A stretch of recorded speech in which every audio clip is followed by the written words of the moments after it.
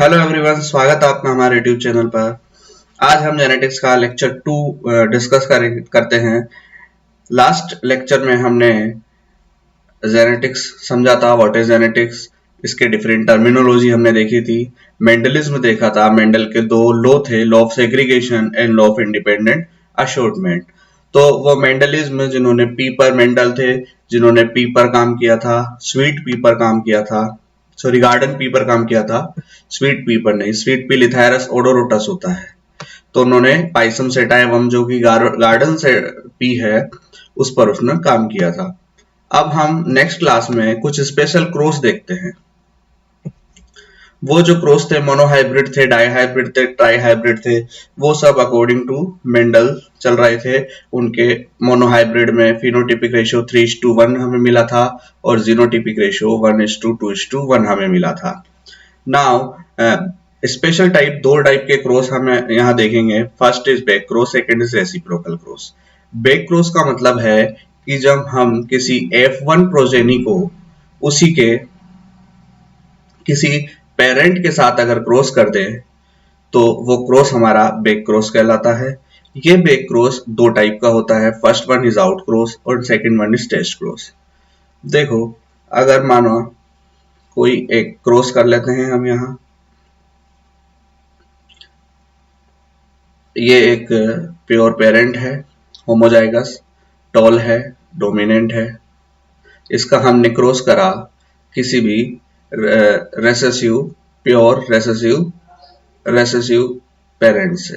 ठीक है, ये कैसे हैं? ये ड्वार्फ प्लांट है। इनका हमने अगर क्रॉस करा तो हमें F1 जनरेशन में ये प्राप्त होगा। F1 जनरेशन को, अब ब्रेक क्रॉस क्या होता है? F1 जनरेशन को किसी भी इसके पेरेंट के साथ अगर मैं क्रॉस कर दूं, दिस इज ओवर F1, ये हमारी F1 है। अगर इसको मैं क्रॉस कर दूं या तो इसके साथ या इसके साथ, ये माना कि मेल है, ये माना कि फीमेल है, इन दोनों में से अगर हम किसी के साथ इसको क्रॉस कर दे तो ये बैक क्रॉस कहलाता है। अब बैक क्रॉस दो टाइप का होता है, out cross and test cross. Out cross का मतलब है कि जब हम इस F1 का cross, when we cross between F1 and dominant parent, अगर हम डोमिनेंट पेरेंट और F1 के बीच में अगर क्रॉस करते हैं तो इन दोनों में से डोमिनेंट कौन है? ये दोनों पेरेंट है इस F1 के। ठीक है, ये इसकी F1, ये प्रोजेनी हुई थी, तो इसमें से डोमिनेंट हमें ये दिख रहा है, दोनों डोमिनेंट है। तो इसको अगर हम ये क्रॉस कर दें तो ये क्रॉस कहलाता है आउट क्रॉस। चलिए क्रॉस करवा लेते हैं। दो इसके गेमीट बनेंगे, कैपिटल टी और स्मॉल टी, इसका एक बनेगा। इनका जब आपस में क्रॉस होगा तो ये कुछ इस तरीके से आएंगे।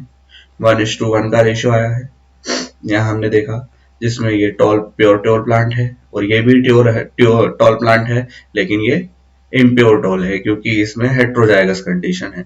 यहाँ पर होमोजाइगस कंडीशन है और ये प्योर टॉल है। तो हमें ये 1:1 रेशियो प्राप्त हुआ। ये आउट क्रॉस होता है जब हम किसी F1 पेरेंट का क्रॉस उसी के किससे करा दे, डोमिनेंट पेरेंट से अगर हम करा दे, दैट इज आउट क्रॉस। यही अगर हम बात करें कि टेस्ट क्रॉस क्या होता है, यहां हम अगर F1 पेरेंट का क्रॉस उसी के रेसेसिव पेरेंट से अगर हम करा देते हैं, ठीक है, तो उसे हम जैसे वापस एक क्रॉस कर लेते हैं। इन दोनों में क्रॉस करा, F1 प्रोजेनी क्या क्या आई, ये आई। ठीक है, अब इसका क्रॉस अगर हम किससे करवा दें, इसके रेसेसिव पेरेंट से करवा दें। कौन सा रेसेसिव? ये डोमिनेंट है, ये रेसेसिव है। अगर इस रेसेसिव पेरेंट से हम इसको क्रॉस करवा दें तो ये क्रॉस कहलाता है टेस्ट क्रॉस। टेस्ट क्रॉस मतलब परीक्षण क्रॉस। अब नाम टेस्ट क्रॉस है तो किस चीज का टेस्ट कर रहा है वो हम देख लेते हैं। एक बार इसका पहले क्रॉस करवा लेते हैं हम। इसके दो गेमीट बने, इसका एक बना, इन दोनों में क्रॉस हुआ तो यहाँ पे 1:1 का रेशियो आया। 1:1 कैसे? एक ये बिल्कुल टॉल प्लांट है और ये ड्वार्फ प्लांट है। यहाँ जीनोटिपिक भी यही है रेशो और फिनोटिपिक भी यही है। ठीक है, एक टॉल है एक ड्वार्फ है, जबकि आउट क्रॉस में जो था फिनोटिपिक एक ही था, दोनों लॉन्ग प्लांट थे, टाल प्लांट थे। ठीक है, जीनोटिपिक अलग अलग थे क्योंकि उनके जीन्स एक बिल्कुल प्योर था और एक हेट्रोजाइगस कंडीशन में था। तो देखो,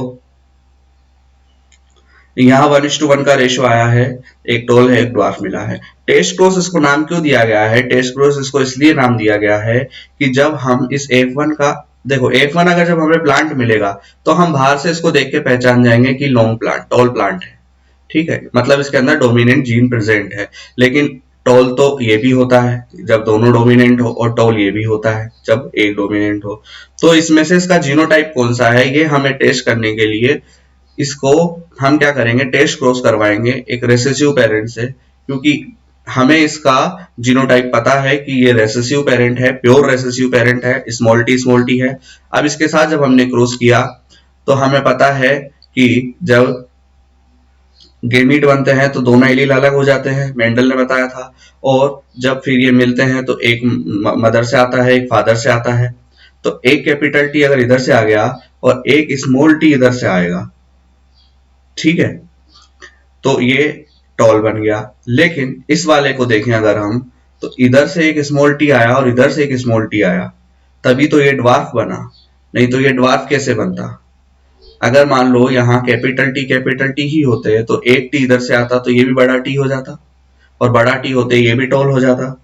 तो इसलिए यहाँ पर हम इस चीज का टेस्ट करते हैं कि इनका जीनोटाइप क्या होगा, ठीक है।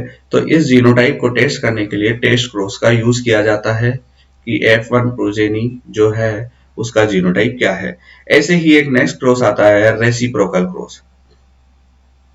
रेसिप्रोकल क्रॉस का मतलब है व्युत्क्रम, उसको हम हिंदी में बोलते हैं, मतलब उल्टा, ठीक है। जैसे एक बार हम समझते हैं, यहाँ ये पेरेंट 1 है, ठीक है, इसमें ये फीमेल है और ये मेल है। फीमेल की जो आईज है वो रेड है और मेल की जो आईज है वो व्हाइट है। अब हमने अगर रेड आईज वाली किसी फ्लाई का क्रॉस व्हाइट आई वाली किसी फ्लाई से करवाया तो हमें F1 के अंदर रेड आईज वाली मिली, क्योंकि रेड आईज डोमिनेंट है। ये बिल्कुल सही बात है। लेकिन अब हमने क्या करा, पहले हमने फीमेल ली थी रेड आईज वाली, now we change it with eye colour. अगर हम मेल फीमेल ले लें व्हाइट आई वाली, और हमने पहले मेल लिया था व्हाइट आई वाला, अब हम मेल ले लेते हैं रेड आई वाला।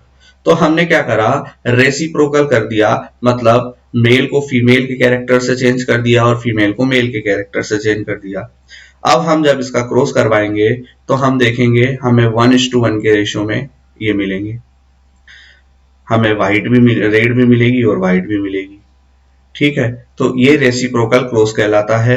इसके अंदर जब हम चेंज कर देते हैं तो ये रेशो भी चेंज हो जाता है। ये क्यों हो जाता है? ये साइटोप्लाज्मिक इनहेरिटेंस के कारण हो जाता है। साइटोप्लाज्मिक इनहेरिटेंस, इसे हम देखेंगे आगे। एक्चुअली क्या होता है, हमारा जो डीएनए या जीन है वो न्यूक्लियस में भी प्रेजेंट होता है और साइटोप्लाज्म में भी प्रेजेंट होता है, ठीक है। न्यूक्लियर डीएनए भी होता है, साइटोप्लाज्मिक डीएनए भी होता है। तो जब क्रॉस होता है तो न्यूक्लियर डीएनए तो दोनों से आ जाता है, लेकिन साइटोप्लाज्मिक डीएनए ओनली मदर से आता है। केवल मदर का साइटोप्लाज्म ही उसकी प्रोजेनी में ट्रांसफर होता है। तो साइटोप्लाज्मिक डीएनए प्रोजेनी में ट्रांसफर होने के कारण जो जीन मदर के साइटोप्लाज्म में होंगे वही ऑफस्प्रिंग के अंदर आएंगे, ठीक है।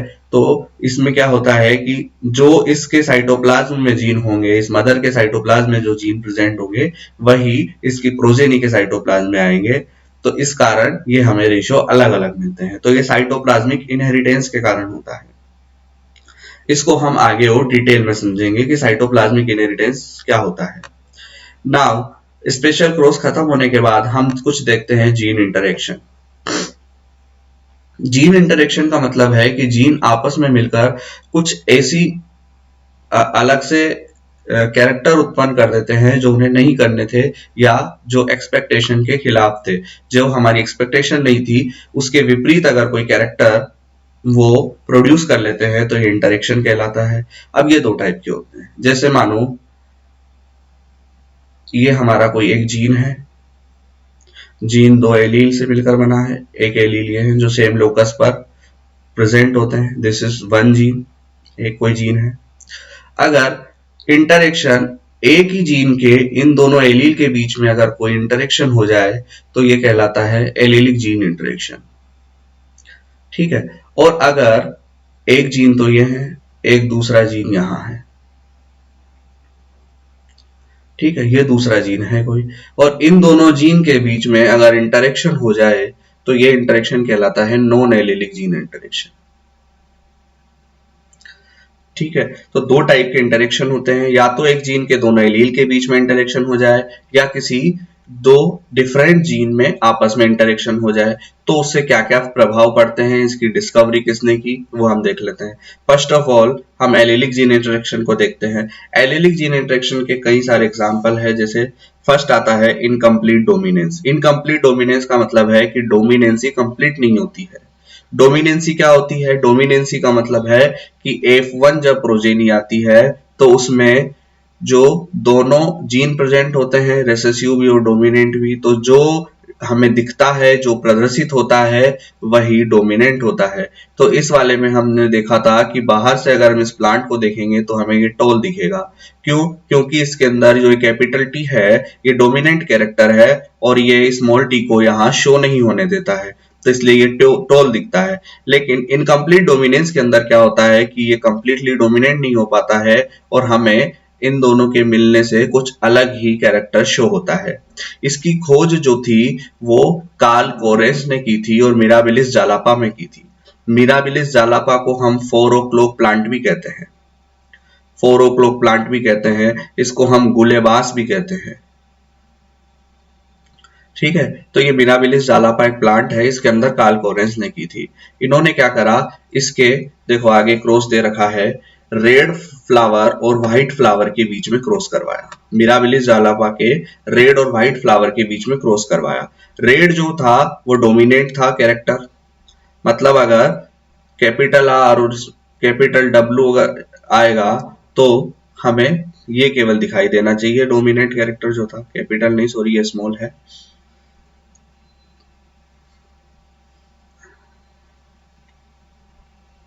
तो हमें केवल कैसा दिखाई देना चाहिए था, रेड दिखाई देना चाहिए था, लेकिन डोमिनेंट यहाँ पे शो नहीं होगा। देखते हैं कैसे। ये व्हाइट कलर के फ्लावर है। जब इन्होंने रेड और व्हाइट कलर के बीच में क्रॉस करवाया तो इन्होंने देखा कि F1 प्रोजेनी के अंदर पिंक कलर आ जाता है, जबकि एक्सपेक्टेशन जो थी हमारी वो रेड कलर आने की थी क्योंकि रेड डोमिनेंट था।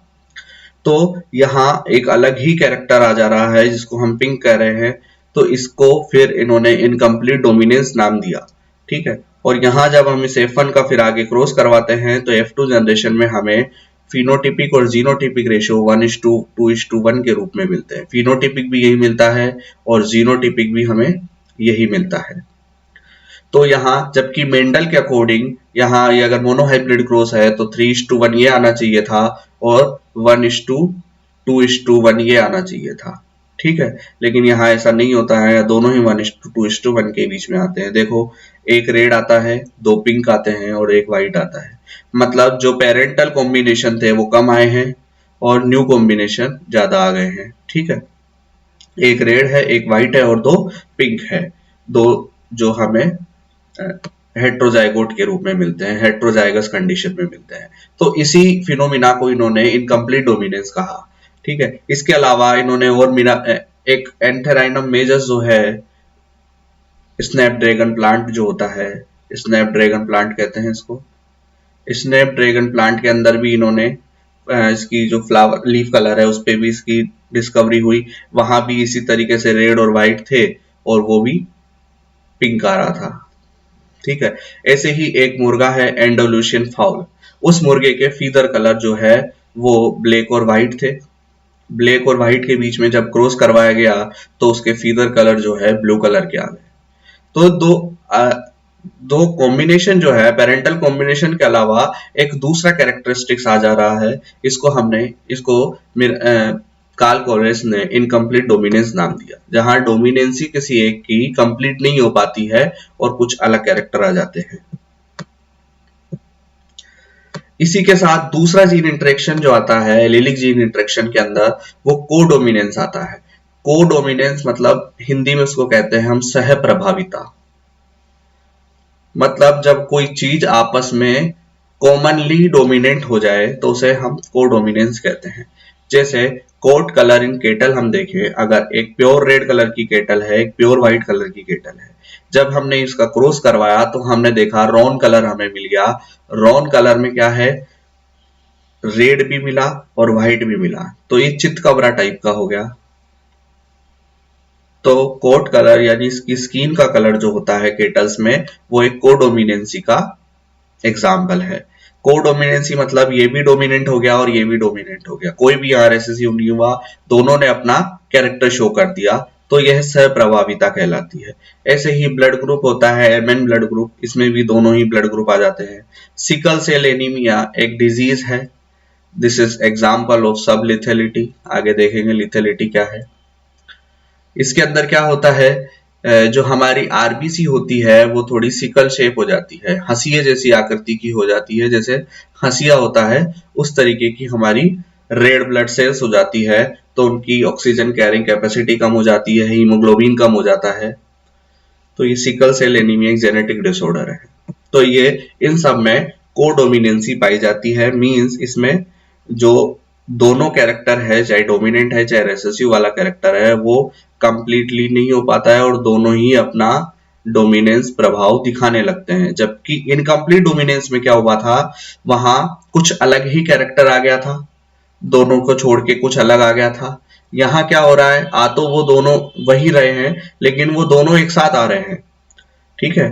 तो यहाँ कोई डोमिनेंट नहीं रहा, कोई रेसेसिव नहीं रहा, not fully dominant not fully recessive, ठीक है। तो इस तरीके से ये कोडोमिनेंस का एग्जाम्पल था, जो कि एक एलिलिक जीन इंटरेक्शन के अंदर आता है। तीसरा हम देखते हैं मल्टीपल एलील। एलील क्या समझते हैं, एलील मैंने बताया था स्टार्टिंग क्लास में कि एक जीन के डिफरेंट फॉर्म होते हैं या दो फॉर्म होते हैं, उसको हम एलील कहते हैं, ठीक है। जो क्रोमोसोम के अंदर, क्रोमोसोम पेयर में होते हैं, एक क्रोमोसोम दो पेयर जो होता है दो क्रोमोसोम से मिलकर बना होता है। जीन का एक एलील एक क्रोमोसोम पर, एक क्रोमोसोम पेयर के एक क्रोमोसोम पर, और दूसरा एलील दूसरे क्रोमोसोम पेयर पर प्रेजेंट होता है। नॉर्मली ये कंडीशन होती है। लेकिन मल्टीपल एलील के अंदर क्या होता है कि जब एक जीन के दो से ज्यादा एलील अगर प्रेजेंट हो, दो से ज्यादा एलील, अब क्वेश्चन ये बनता है कि सर अगर क्रोमोसोम पेयर में है तो पेयर का मतलब तो केवल दो ही होता है, तो दूसरा क्रोमोसोम कहाँ, दो से ज्यादा एलील अगर हम रखें तो कहाँ रखेंगे। ऐसा तो है नहीं कि तीसरा एलील हमने यहाँ रख दिया, नहीं, तीसरे एलील के लिए फिर क्रोमोसोम को एक और आना पड़ेगा, एक और क्रोमोसोम आना पड़ेगा। लेकिन ऐसा नहीं होता है। मल्टीपल एलील की जो अवधारणा है, मल्टीपल एलील का जो कॉन्सेप्ट है, वो पॉपुलेशन में देखा जाता है, नॉट एन इंडिविजुअल। वो पॉपुलेशन के अंदर स्टडी की जाती है मल्टीपल एलील की। पॉपुलेशन के अंदर कैसे, जैसे यहाँ एग्जांपल हम देखेंगे ब्लड ग्रुप का, तो ब्लड ग्रुप जो है उसमें किसी एक इंडिविजुअल में तो दो ही एलील होते हैं उसके, लेकिन अगर हम पॉपुलेशन में देखें तो चार तरीके के ब्लड ग्रुप हमें मिल जाते हैं, ए बी और ओ। समझते हैं कैसे। जो ब्लड ग्रुप होता है वो एक आई जीन के द्वारा कंट्रोल होता है, आई जीन उसको कंट्रोल करता है। इस आई जीन के हमारे पास चार एलील होते हैं, ठीक है, सॉरी इसके तीन एलील होते हैं, एक सेकेंड। आई जीन के तीन एलील होते हैं, कौन कौन से, ए होता है, बी होता है और ओ होता है, ठीक है। इन एलील के बनने से हम इसके अगर जीनोटाइप बनाए, अब जीनोटाइप बनाने में बहुत दिक्कत आती है, तो इसके लिए एक फॉर्मूला है n into N plus one by two, n into N plus one by two. N यहाँ जो है नंबर ऑफ एलील है, n is equal to number of allele. अगर हमारे इस आई जीन के तीन एलील है तो यहाँ कितने जीनोटाइप बन जाएंगे, तो इसकी जगह हम तीन रख देते हैं, तो हमारे तीन चार बारह और दो छह, छह जीनोटाइप हमारे यहाँ बन जाएंगे, ठीक है। छह जीनोटाइप कैसे बनेंगे, देखो, एक तो आई ए बनेगा, एक आई ए, यहाँ बना देता हूँ, यहाँ मेरी पिक्चर आ रही होगी तो मैं शो नहीं होगा, देख लेते हैं एक बार। देखो छह जीनोटाइप कैसे बनेंगे, I A I A, I B I B,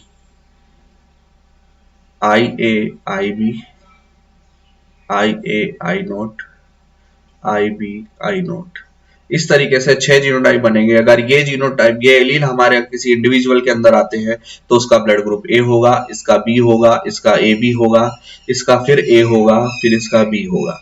तो इस तरीके से इसके 6 जीनोटाइप बनते हैं और 4 ब्लड ग्रुप आते हैं, ए बी और 1 2 3 4 5, या तो 5 ही हुए, और एक होता है आई ओ, इसमें एक ओ आता है। तो इस तरीके से 4 ब्लड ग्रुप आते हैं, 4 ब्लड ग्रुप हमें मिलेंगे, ठीक है। 3 इसके एलील है, एक आई नाम का जीन है, ठीक है, और 6 इसके जीनोटाइप है। तो ये कंडीशन ब्लड ग्रुप के अंदर होती है मल्टीपल एलील की। अब हम ब्लड ट्रांसफर के अंदर नहीं जाएंगे, अगर जाना चाहें तो मैं थोड़ा सरफेसली बता देता हूं कि ब्लड ट्रांसफर जब हम करते हैं तो एक एंटीजन होता है और एक एंटीबॉडी होती है। तो ट्रांसफर करने वाले की और ट्रांसफर जिसमें कर रहे हैं उसकी एंटीजन और एंटीबॉडी कभी भी सेम नहीं होनी चाहिए, डिफरेंट होनी चाहिए। अगर ए एंटीजन है तो उसकी बी एंटीबॉडी होगी, बी है तो ए होगी, है ना, ए बी है तो कोई नहीं होगी, ए ओ के अंदर ए और बी दोनों होगी। तो इस तरीके से एंटीजन एंटीबॉडी दोनों अलग अलग होनी चाहिए, मस्ट बी डिफरेंट, ठीक है, तभी हम ब्लड ट्रांसफर कर सकते हैं। इसी तरीके से मल्टीपल एलील का दूसरा एग्जांपल है self incompatibility in plant. Self incompatibility का मतलब है कि जब प्लांट खुद के ही पोलन से क्या ना हो पाए, फर्टिलाइज ना हो पाए, फर्टिलाइजेशन की प्रोसेस ना हो पाए, पोलन ट्यूब का फॉर्मेशन ना हो पाए, ओवरी को पोलन फर्टिलाइज ना कर पाए, तो उसे सेल्फ इनकम्पेटिबिलिटी कहते हैं। टोबैको के अंदर ये देखी गई थी, ये मल्टीपल एलील का एग्जांपल है। इसको एस जीन कंट्रोल करता है। अगर S1 S2 आ जाते हैं तो वो फुली इनकम्पेटिबल बनता है। इनकम्पेटिबल का मतलब है कि वो प्रोजेनी प्रोड्यूस नहीं कर सकता है, स्टराइल होता है। H2 S3 आ जाता है तो 50% फर्टाइल होता है, 50% इनकम्पेटिबल होता है। और अगर S3 S4 आ जाता है तो वहां कंप्लीटली फर्टाइल होता है वो प्लांट। तो इस तरीके से एस जीन के लगभग 4 से लेकर 6 एलील तक पाए जाते हैं, S1 S2 S3 S4 S5 S6। तो 4 भी हो सकते हैं, 6 भी हो सकते हैं। तो ये एक मल्टीपल एलील का एग्जाम्पल है जहां सेल्फ इनकम्पेटिबिलिटी प्रोड्यूस होती है प्लांट्स के अंदर। नेक्स्ट जो है लीथल जीन। लीथल जीन का मतलब है कि ऐसे जीन जो कि होमोजाइगस कंडीशन में आने पर, होमोजाइगस कंडीशन में अगर ये जीन आ गए, होमोजाइगस मतलब कैपिटल टी कैपिटल, या तो ऐसे या ऐसे, ठीक है। प्योर होमोजाइगस कंडीशन में आने पर वो इंडिविजुअल की डेथ कर देते हैं, उसको डाइट कर देते हैं, इंडिविजुअल मर जाता है।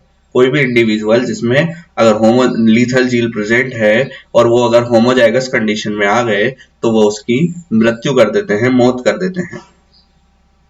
इसकी डिस्कवरी जो है क्यूनोट ने की थी कोट कलर इन माइस के अंदर। चूहों का जो स्किन का कलर था उसके अंदर क्यूनोट ने लीथल जीन की डिस्कवरी करी। इनमें क्या हुआ कि जो चूहों में अगर कोई रेसेसिव जीन अगर आ जाता था या होमोजाइगस जीन जब आ जाते थे तो वो उसको उसकी मृत्यु कर देते। तो इसको हमने लीथल जीन कहा क्यूनोट ने। तो होमोजाइगस कंडीशन या रेसेसिव कंडीशन में जब वो आ जाते हैं, होमोजाइगस रेसेसिव में, तो वो उसको मार देते हैं। नेक्स्ट आता है प्लियोट्रोपिक जीन। प्लियोट्रोपिक जीन देखो नॉर्मली क्या है कि एक जीन जो है वो केवल एक कैरेक्टर को कंट्रोल करता है, एक कैरेक्टर एक जीन के द्वारा कंट्रोल होता है। लेकिन अगर कोई प्लियोट्रोपिक जीन है तो वो एक जीन एक से ज्यादा कैरेक्टर को कंट्रोल करेगी। इसको हम प्लियोट्रोपिज्म कहते हैं और उस पर्टिकुलर जीन को हम प्लियोट्रोपिक जीन कहते हैं। फॉर एग्जांपल पीक में देखो, अगर हमने मटर में देखें तो एक ही जीन होती है, वो gene flower colour, seed coat colour और रेड स्पॉट ऑन पेटियोल, इन तीनों कैरेक्टर को अगर एक ही जीन कैरेक्टर को डिसाइड कर रही है तो वो प्लियोट्रोपिक जीन है और ये फिनोमिना प्लियोट्रोपिज्म है। प्लियोट्रोपिज्म तो अगर एक जीन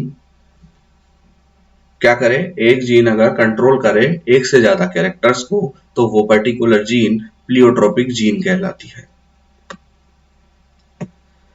ये हमारे कुछ एलिलिक जीन इंटरेक्शन थे। इसमें हमने देखा था कि एक ही जीन के दो एलील आपस में इंटरेक्शन कर रहे थे, इससे इनकम्प्लीट डोमिनेंस हुआ, कोडोमिनेंस हुआ, मल्टीपल एलील देखा हमने, लीथल जीन देखा। लीथल जीन का थोड़ा मैं और बताऊं तुम्हें, तो लीथल जीन जो है ये 3 टाइप की लिथेलिटी होती है।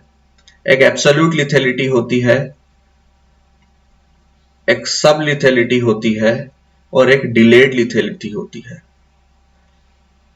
एब्सोल्यूट लिथेलिटी का मतलब है कि जब होमोजाइगस रिसेसिव कंडीशन में वो पर्टिकुलर जीन आ जाएगा तो वो एम्ब्रियो के अंदर ही, एम्ब्रियो स्टेज में जब इन्फेंट्स होगा, जब बच्चा होगा, तभी उसकी मृत्यु कर देगा। For example haemophilia in female. Haemophilia एक डिजीज होती है जहां ब्लड क्लॉट नहीं बनता है, तो फीमेल के अंदर अगर हीमोफीलिया हो जाएगा तो वो एब्सोल्यूट लिथेलिटी का एग्जांपल है, उसकी एम्ब्रियो स्टेज में ही मौत हो जाएगी। एक सब लिथेलिटी आती है, वो उसको एडल्ट होने तक या एडल्ट होने से पहले ही उसको मार देती है। For example sickle cell anaemia. Sickle cell anaemia जो डिजीज है वो थोड़े दिन इससे जीवित रहता है, उसके बाद मर जाता है। एक डिलेड लिथेलिटी आती है। डिलेड लिथेलिटी का मतलब है कि जब एडल्ट स्टेज के बाद में ये धीरे धीरे अपना इफेक्ट डालने लगती है, लगभग 35 से 40 साल की उम्र तक। हंटिंगटन कोरिया एक डिजीज है, हंटिंगटन कोरिया। इस हंटिंगटन कोरिया के अंदर 35 से 40 साल की उम्र तक आदमी मर जाता है, इसको डिलेड लिथेलिटी कहते हैं। तो ये लिथेलिटी 3 टाइप की देखी थी। अब हम जो है नॉन एलिलिक जीन इंटरेक्शन के एलिलिक जीन इंटरेक्शन के बाद नेक्स्ट देखते हैं हम non allylic gene interaction. Non allylic gene interaction का मतलब है कि दो डिफरेंट जीन के एलील अगर आपस में क्या करें, इंटरेक्शन करे, कुछ आपस में इंटरेक्ट होने से क्या उससे प्रोड्यूस करते हैं, क्या प्रभाव पड़ता है, वो हम देखते हैं। अब इसमें कई टाइप के इंटरेक्शन पड़ते हैं, complementary gene interaction, supplementary gene interaction, epistatic, inhibitory, duplicate gene interaction, polymeric gene interaction. तो इन सब की हम डिटेल में नहीं जाएंगे, इसका हमारे केवल रेशो काम का है। कॉम्प्लीमेंट्री अगर हम देखें, कॉम्प्लीमेंट्री जीन इंटरेक्शन में समझा देता हूं। लिथायरस ओडोरोटस में देखा गया, लिथायरस ओडोरोटस स्वीट पी होती है। इसमें देखा कि लीफ का कलर जो है ये दो जीन से कंट्रोल होता है, सी और पी से। जब ये सी और पी डोमिनेंट अवस्था में आते हैं, या तो इस तरीके से या इस तरीके से, तो ही ये कलर देते हैं, कलरफुल देते हैं। और अगर ये रेसेसिव कंडीशन या इस तरीके से कोई कंडीशन आ जाए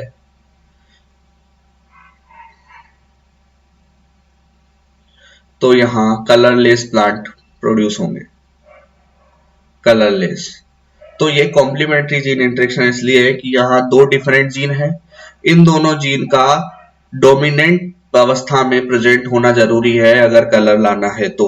अगर ये एक रेसेसिव एक दूसरा डोमिनेंट, ये डोमिनेंट या ये रेसेसिव या दोनों रेसेसिव कंडीशन में होंगे तो वहां कलर नहीं आएगा, that is complementary gene action. यहाँ नो जो आते हैं वो कलर आते हैं, कलरफुल आते हैं, 7 कलरलेस आते हैं। तो इसका रेशियो 9:7 है। इसी तरीके से सप्लीमेंट्री जीन एक्शन है, यहाँ अगोटी कलर आता है, एक अलग डिफरेंट कलर आ जाता है, 3 जो नंबर है यहाँ अगोटी दर्शा रहा है। तो इसको भी हम डिटेल में नहीं देखेंगे। 9:3:4 का रेशियो आता है, यहाँ 12:3:1 का आता है, 13:3 का आता है इनहिबिटरी जीन एक्शन में, डुप्लीकेट जीन एक्शन में 15:1 आता है, और पॉलीमेरिक जीन एक्शन में 9:6:1 का रेशियो आता है। तो हमें केवल नाम और ये रेशियो से मतलब है, यही ज्यादा इंपॉर्टेंट है इसके अंदर, नॉन एलिलिक जीन इंटरेक्शन के अंदर। तो ये रेशियो याद कर लीजिएगा, और इसका इंटरेक्शन कौन सा है, कौन सा किसका रेशियो है। Complementary gene, supplementary gene, epistatic gene, inhibitory gene, duplicate gene and polymeric gene. तो इस तरीके से ये इंटरेक्शन जो है जीन्स और एलील के बीच में इंटरेक्शन पाया जाता है, जो कि मेंडल के कुछ जो प्रिंसिपल थे, जैसे इनकम्प्लीट डोमिनेंस या को डोमिनेंस जो है, वो मेंडल के प्रिंसिपल ऑफ डोमिनेंस जो उसने दिया था, लॉ ऑफ डोमिनेंस हम बोल रहे हैं अगर एक बार को, लॉ ऑफ डोमिनेंस ही जो दी थी उसको गलत साबित कर देता है यहाँ, या उसका एक्सेप्शन हो जाता है। लॉ ऑफ डोमिनेंस का एक्सेप्शन हो जाता है क्या, इनकम्प्लीट डोमिनेंस या को डोमिनेंस। तो ये इस तरीके से इंटरेक्शन हमने देखा। नेक्स्ट क्लास में हम साइटोप्लाज्मिक इनहेरिटेंस देखेंगे, लिंकेज देखेंगे, ठीक है, सेक्स डिटर्मिनेशन देखेंगे। इस नेक्स्ट क्लास तक हम जेनेटिक्स को कंप्लीट खत्म कर देंगे। अगर क्लास पसंद आए तो लाइक कीजिए, अपने दोस्तों तक शेयर कीजिए ताकि ज्यादा से ज्यादा लोग जुड़ सके। Thank you.